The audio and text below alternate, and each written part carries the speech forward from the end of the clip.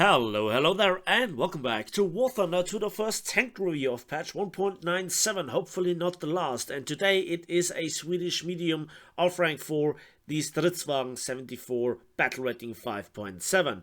And there are several reasons why I wanted to really have a look at this tank, because when I played it, in some situations it felt really badly, especially in the stock grind, but in other situations it's just absolutely fantastic. And at first glance I was like, hold on, that can't be, this is a little bit of power creep again. And then I thought, you know, just for my own interest, I kind of collected the numbers and I came across some interesting numbers, let's put it that way. And I think that this tank combines here okayish mobility with a gun that, when fully upgraded, is really powerful and has a good mixture. So it's not very special, it is specialized and versatile, and I think that this is a good combination. However, this tank stands a little bit alone at the tech tree, or in the tech tree at the moment.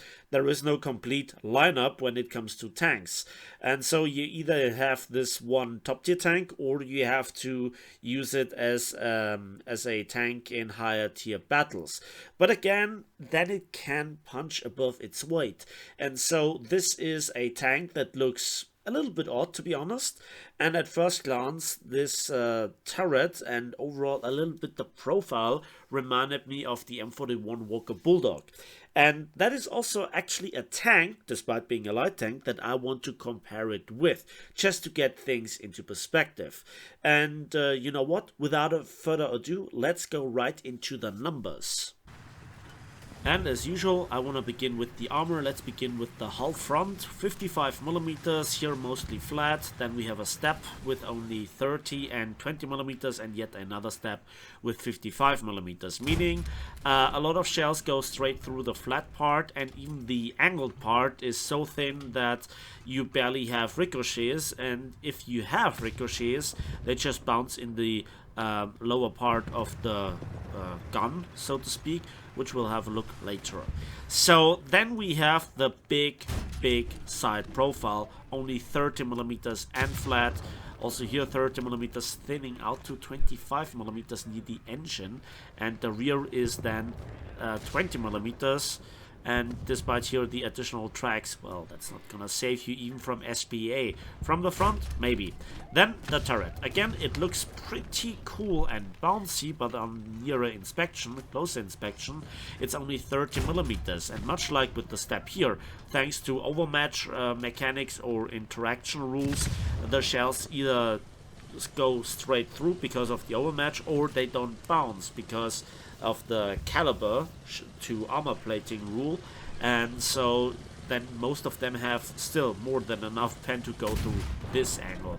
And the funny thing is, there is also a pretty prominent turret ring, and then a built-in shot trap if the shot trap causing plate doesn't get overmatched in the first place anyways. The side of the turrets, again, huge and large and tall and long, and only 20mm of plating. So then the engine deck is somewhere between 5 and 9mm thick.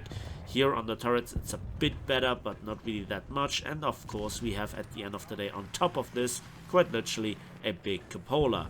So with all these things in mind, this medium tank, when it comes to the armor, is more like a light tank. And again, it is way too tall for its size, if that makes sense. So it reminds me a little bit of the M41 Walker Bulldog, to which I will compare it with the statistics later on as well. Looking at the inside of the tank, we can see that the transmission might protect here the driver once in a while, but honestly not really that impressive. The remaining 3 of the 4 crew members are in the turret, where then the gunner and the commander are on the left hand side if you're looking at it.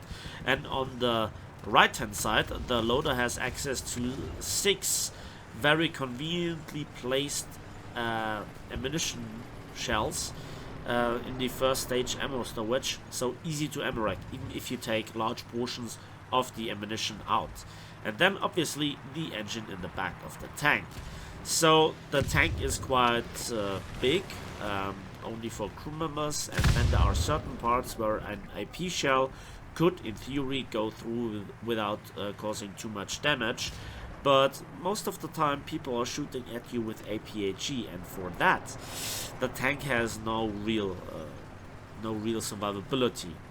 Turret hit, 3 die. Hull hit, all 4 can die.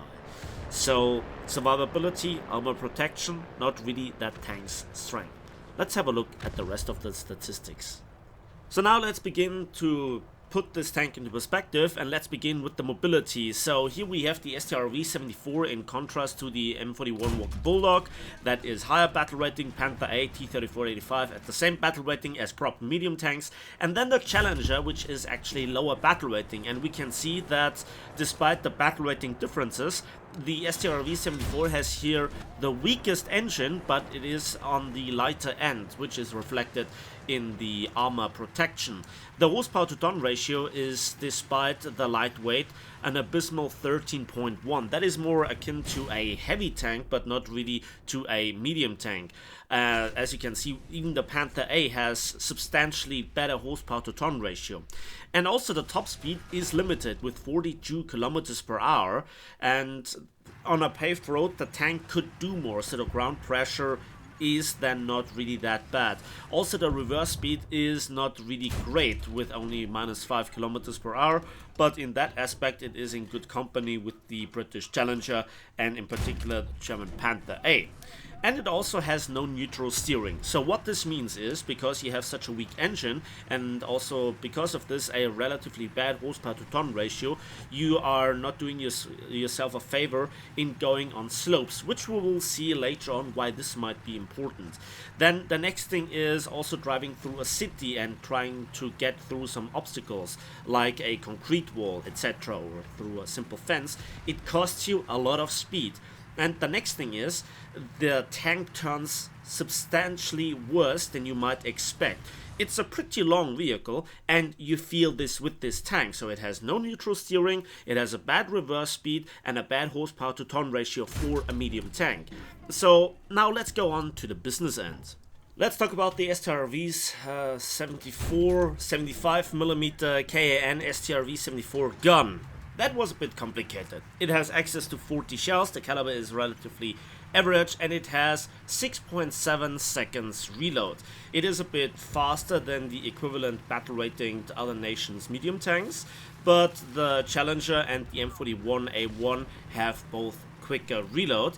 And so then there is also the turret rotation, and that is, surprisingly enough, in this comparison the lowest, with 18 degrees per second. Now that is not terribly bad, but you know, it just doesn't go up to the standards of the Challenger and the M41A1.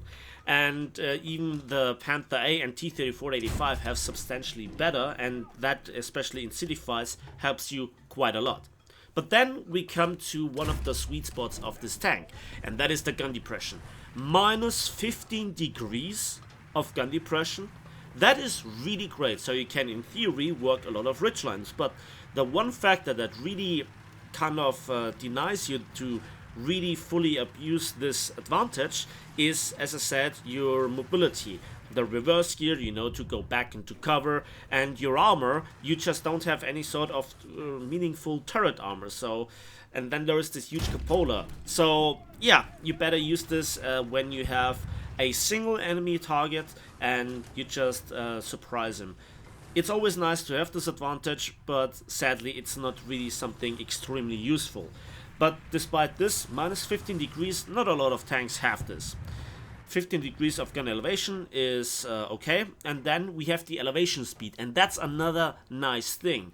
8 degrees per second is double what all the other tanks have, and that is something where you can just, you know, go over some bumpy road and you stop somewhere, there is a little bit of a bump, and you still can adjust the gun to the target and fire quicker than maybe your opponent if he just happened to be in exactly the same position. Trust me, it helped me quite a lot. Let's talk about the ammunition, and the tank has access to 3 different shell types. The first one is the SGR M38 high explosive shell, muzzle velocity 840 meters per second, penetration 10 millimeters. Not really that useful, which is a shame because the tank has also no real heavy machine gun. So yeah, not really worth talking about. The second stock shell is the SLPGR M43 APCBC round, which is your AP shell. 940 meters per second muzzle velocity is really great. 110 grams of bursting charge really makes sure that there are no survivors when you hit the crew compartment, and 162 millimeters of penetration. Well, it's not the best, but it's kind of okay, and you still can work cupolas, weak spots and side shots, and again fantastic muzzle velocity. Now if you look closely to the Excel spreadsheet in comparison, it looks a bit odd that the Panther A with the same caliber and lower muzzle velocity has significantly higher penetration. That has 2 factors. First of all, you have here a higher bursting charge in the shell of the STRV 74's APCBC round, and also the shell of the Panther is just heavier. So that explains here the difference due to how Gleichen calculates the penetration performance. So this is, a pretty solid shell, and again, it's stock. The third shell type is a hefty rank 4 upgrade. That's the 7.5 centimeter SLPPRJ M49 APDS round. And this is quite brutal. 1160 meters per second muzzle velocity and 258 millimeters of penetration. Very easy to lead, and it is at this battle rating also very, very nice, except if you have to really endure some of the top up-tiered heavy tanks, you still have to aim carefully. But other than this, it is not quite a low pen shell like AP-FSTS at higher tiers, but you get here the trick. Especially if you compare it to the right hand side of the Excel spreadsheet, you can see why I picked here the M41A1 and the Challenger, because they also have APDS, but here we have a quite significantly higher penetration value. And the Panther A and the T-34-85, they have APCR shells, which on paper, with the raw statistics that are provided, don't look all that bad. But the fact is, they are performing extremely badly versus sloped armor. So APDS is substantially better in the game as in comparison to APCR rounds.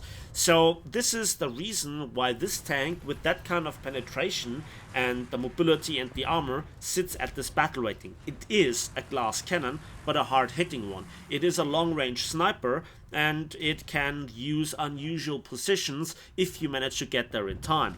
So this is a niche tank when we look at the fact that currently there is nothing to really fill in the lineup, because, as I said in the beginning, you either have to use it as the top picking tank, or you have to use it in combination with some other tanks like the AKV 103 and the LVKV 42 in terms of using it in a bit of an up tier, but it still can punch above its weight thanks to the APDS once it's upgraded. But anyway, the Swedish tank tech tree is still young, still many more things can be added, so I don't think that this is a huge disadvantage. So that has been the review of this tank in its basic statistics, in its greater details as well.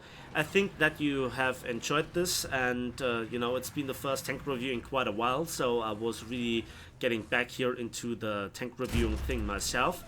The tank is a little bit, as I said multiple times now, a standalone feature, so currently it is missing the lineup, but this can be resolved in the next upcoming updates when some more tanks will find their way into the Swedish tech tree, like all the other nations have experienced this additional content throughout the years as well. So what is kind of a problem right now can be resolved in the future. It is a fantastic sniper. And also the stock grind, believe it or not, is not that brutal, because, for example, the Challenger has no APHE round, much like the M41 Walker Bulldog. Both have also not the greatest armor, and, well, the Challenger has also some mobility issues, which this tank shares. So The mobility is decent going forwards, but trying to reverse, trying to change direction when you're standing still, that's an awful experience. That is worse than some of the heavy tanks. For example, the Tiger 1 feels more flexible. So that has to be taken into account as well. It is not a frontline tank. It is definitely a backline sniper. Not quite a flanker, but definitely a great supporting vehicle once it's fully upgraded. In particular, you can also use it in the 6.0, 6.3 battle rating lineup. The flexibility that the APDS round together with the APCBC round offers you lets have the enemy no chance. So you have here a funny little tank that has a lot of trade-offs, you know. It takes a long time till you get to the APDS round, but therefore you have APHE.